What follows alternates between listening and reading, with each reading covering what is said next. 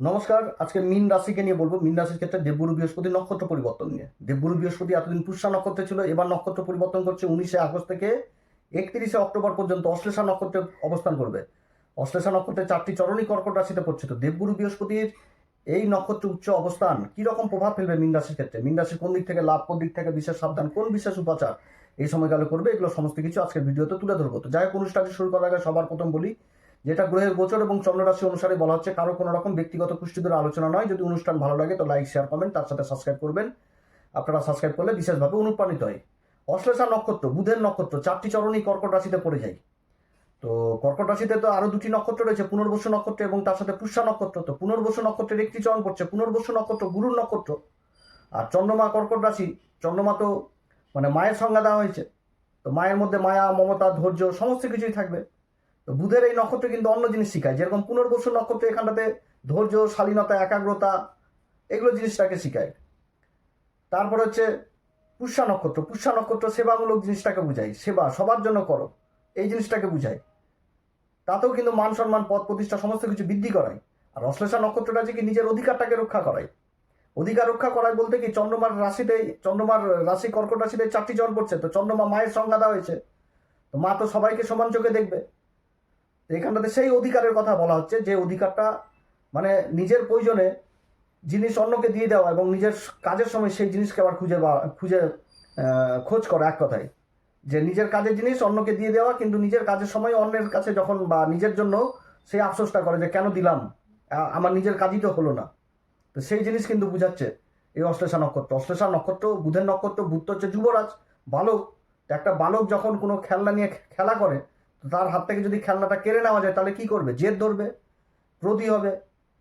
তো সেরকম কিন্তু এই অশ্লেষা নক্ষত্র, যে নিজের অধিকারটাকে রক্ষা করতে বলছে, যে নিজের যে অধিকার সেই জিনিসটাকে নিজের কাছে রাখো, নিজের প্রয়োজনের জিনিস অন্যকে দিও না, এবং নিজের কাজের সময় মানে আফসোস করা সেই জিনিসটা যেন তোমার মধ্যে না থাকে। অশ্লেষা নক্ষত্র আমাদের জ্যোতিষশাস্ত্রে এই নক্ষত্রকে অনেক ভয়ভীতি করা হয়েছে। অনেক বহু মুনি ঋষিরা এই নক্ষত্রকে নেগেটিভ হিসাবে ব্যবহার করেছে, কিন্তু বর্তমান সময় তো কলিযুগ, অর্থাৎ এই নক্ষত্রে যেরকম ভালো দিক রয়েছে সেরকম খারাপ দিকও রয়েছে।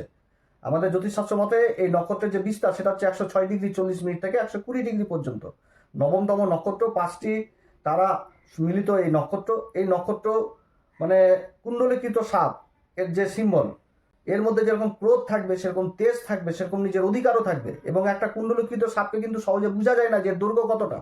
সেরকম কিন্তু এদের ব্যক্তিত্বটাকেও বোঝা যাবে না, যেরকম এদের ব্যক্তিত্ব। এদের বিচার শক্তি হয় প্রখর। 4টি চরণই কিন্তু কর্কট রাশিতে পড়ছে, বুধের নক্ষত্র। অন্যের মনকে সহজে এরা কিন্তু বুঝতে পারে, কিন্তু সামনের ব্যক্তিকে কোনো রকম ভাবে বুঝতে দিবে না এরকম কিন্তু মানে এদের মধ্যে থাকে, সহজে বুঝতে দেয় না।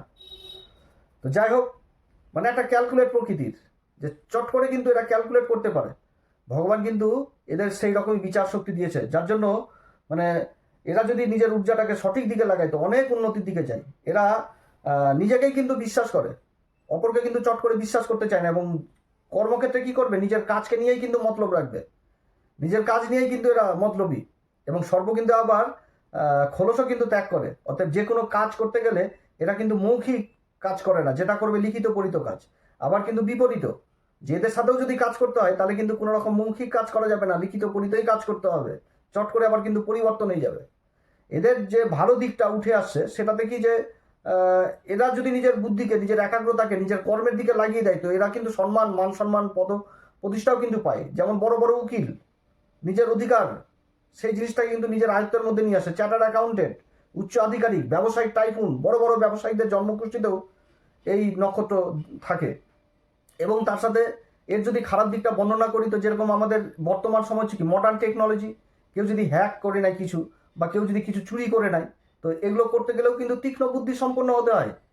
তো সেই জিনিসটাও কিন্তু উঠে আসছে, যে এরা যদি খারাপ দিকটাকে নেয় তো সমাজে অনেক সমাজ বিরোধী কাজ করে ফেলবে, যেটা কেউ কল্পনা করতে পারবে না, এবং সূক্ষ্মভাবে করে ফেলবে, ধরাও খুব মুশকিল হবে। সেই জিনিস কিন্তু বুঝাচ্ছে। অতএব ভালো দিকটাও রয়েছে, খারাপ দিকটাও রয়েছে।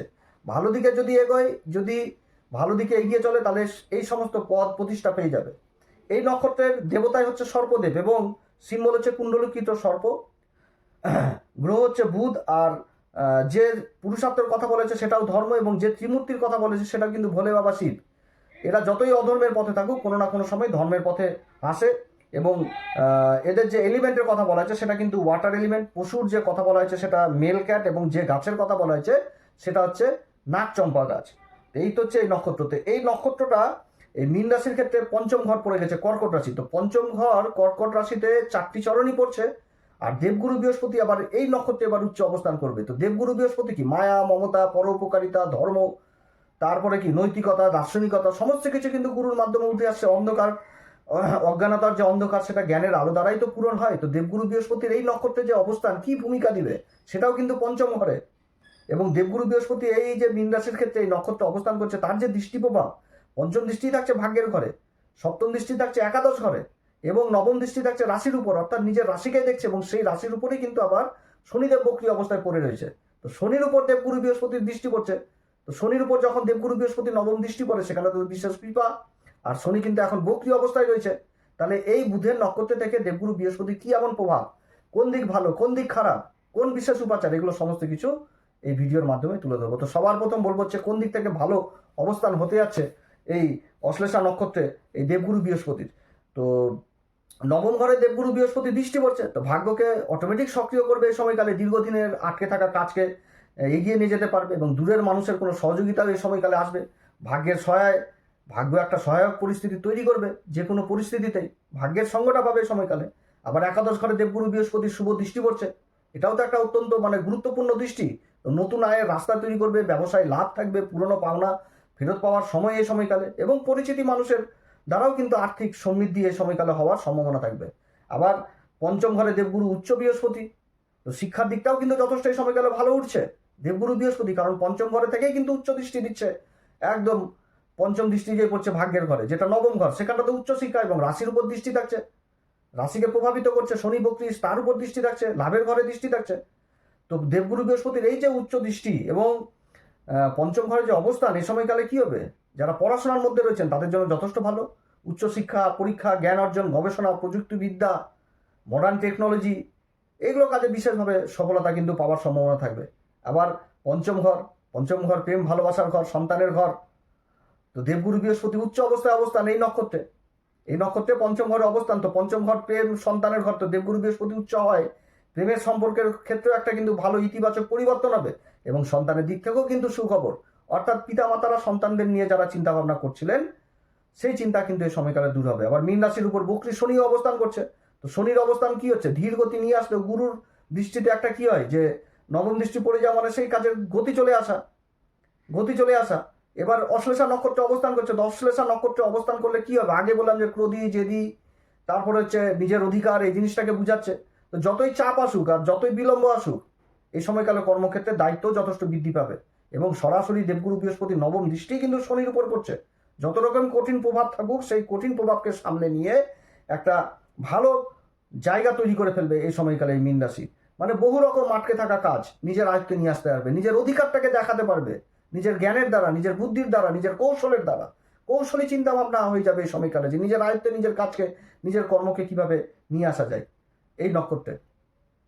আর এই নক্ষত্রে বিশেষভাবে কোন দিক থেকে সাবধানে থাকতে হবে, এই যে দেবগুরু বৃহস্পতির অবস্থান। তো অতিরিক্ত আত্মবিশ্বাস থেকে সাবধান দেবগুরু বৃহস্পতি। তবে এটা যে সবার ক্ষেত্রে হবে সেটাও না। যাদের জন্মকুষ্ঠিতে গ্রহের অবস্থান খারাপ রয়েছে তারা তো বিশেষ সাবধানে থাকবেন। এছাড়াও প্রত্যেকেও কিন্তু বিশেষভাবে সাবধান নজরে রেখেই কিন্তু কাজ করতে হবে এই সময়কালে।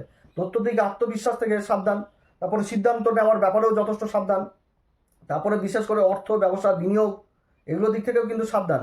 ঝুঁকিপূর্ণ কাজ মোট কথা বলতে গেলে।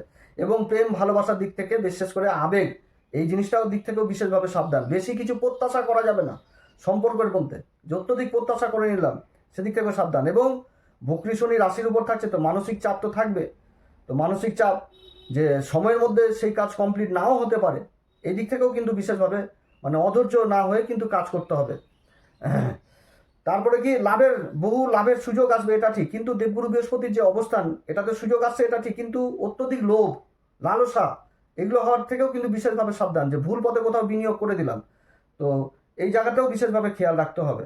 আর রাশির উপর কিন্তু শনি অবস্থান করছে, একটুতে কিন্তু অধৈর্য হলে চলবে না। কারণ বুধকে কিন্তু যুবরাজ হিসাবে সংজ্ঞা দেওয়া হয়েছে। যুবরাজ বালক, একটা বালক যখন তার খেলনা নিয়ে খেলা করে, তার হাত থেকে যদি খেলনাটা কেড়ে নেওয়া যায় তাহলে কি হবে, সে তো ক্রোধী হবে, জেদি হবে। একটুতে কিন্তু অধৈর্য হলে চলবে না, হতাশার শিকার হলে চলবে না, এটাও কিন্তু বুঝতে হবে। অতএব এদিক থেকেও কিন্তু সাবধান। কিন্তু গুরুর যে অবস্থান তাতে একটি সার কথা আমি যদি বলি সেটা হচ্ছে যে সর্বকাজেই কিন্তু একটা ভালো প্রভাব থাকবে এবং নিজের অধিকারটাকে বুঝতে পারবে এবং নিজের অধিকারটাকে নিয়ে আসতে পারবে নিজের আয়ত্তের মধ্যে। এটাই কিন্তু বুঝাচ্ছে এই অশ্লেষা নক্ষত্রে। এই সময়কালে কোন উপাচার করবে? তো প্রত্যেকটা ভিডিওতেই আমি বলে আসি হনুমান চল্লিশা, বজ্রংবাণ, শ্রীরাম সীতা প্রণাম মন্ত্র সহকারে পাঠ করতে। এটা তো অবশ্যই করবেন। তার সাথে এই মীন রাশির ক্ষেত্রে এই যে নক্ষত্রে পঞ্চম ঘরে অবস্থান, এই পঞ্চম ঘরে এই অশ্লেষা নক্ষত্রে, তো অশ্লেষা নক্ষত্রের ত্রিমূর্তির কথা ভোলে বাবাকে বুঝাচ্ছে। তো যাই হোক, এই সময়কালে বিশেষ করে আর ধর্মের কথাও বললাম যে পুরুষার্থ হচ্ছে মেন ধর্ম এদের। এরা যতই খারাপ পথে থাকুক ধর্মের পথে কোনো না কোনো সময় ফিরে আসবে। অতএব বিশেষ করে এই সময়কালে মহামৃত্যুঞ্জয় মন্ত্র পাঠ করুন, বিশেষ অভিষেক করুন, বিশেষ মুদ্রা দ্বারা ভোলে আবার অভিষেক করুন, ওম নমঃ শিবায় মন্ত্র জপ করতে পারেন। এগুলো করলেও যথেষ্ট ভালো ফল কিন্তু পাওয়া যাবে এই অশ্লেষা নক্ষত্রে। যাই হোক, অনেক কথা আলোচনা করলাম। আপনারা সবাই ভালো থাকেন। এরপরে আবার আসবে একটি নতুন পর্ব নিয়ে। যদি অনুষ্ঠান ভালো লাগে তাহলে লাইক, শেয়ার, কমেন্ট, তার সাথে সাবস্ক্রাইব করবেন। নমস্কার, ধন্যবাদ।